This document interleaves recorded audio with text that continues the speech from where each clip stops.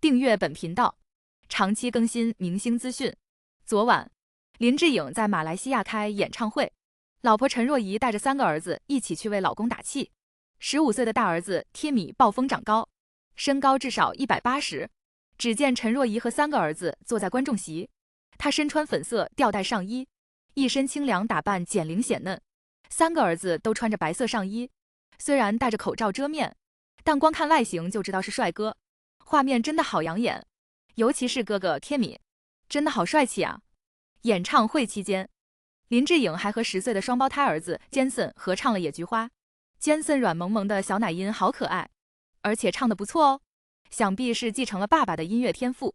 林志颖看儿子眼神满是宠溺，父子俩互动画面温馨有爱。还有网友晒出在搭乘电梯时偶遇到陈若仪母子4人的画面，一家人都是穿着长袖上衣搭配短裤造型，大秀长腿。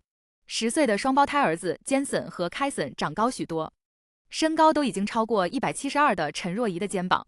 大儿子贴米更是暴风长高，比妈妈还要高出半个头，身高至少180，外形看起来十分高大，一双大长腿很是抢镜。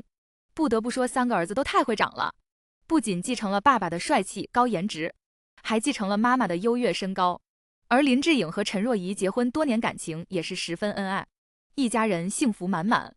节目最后，希望小伙伴们订阅本频道，谢谢大家。